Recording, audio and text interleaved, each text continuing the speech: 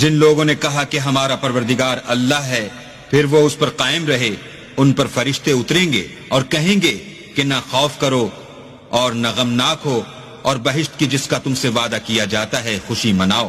ہم دنیا کی زندگی میں بھی تمہارے دوست تھے اور آخرت میں بھی تمہارے رفیق ہیں، اور وہاں جس نعمت کو تمہارا جی چاہے گا تم کو ملے گی، اور جو چیز طلب کرو گے تمہارے لیے موجود ہوگی۔ یہ بخشنے والے مہربان کی طرف سے مہمانی ہے، اور اس شخص سے بات کا اچھا کون ہو سکتا ہے جو اللہ کی طرف بلائے اور عمل نیک کرے اور کہے کہ میں مسلمان ہوں۔ اور بھلائی اور برائی برابر نہیں ہو سکتی، تو سخت کلامی کا ایسے طریق سے جواب دو جو بہت اچھا ہو۔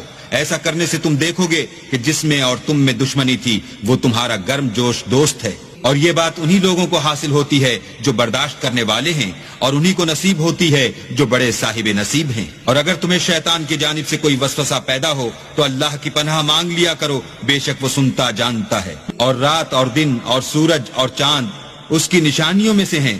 تم لوگ نہ تو سورج کو سجدہ کرو اور نہ چاند کو، بلکہ اللہ ہی کو سجدہ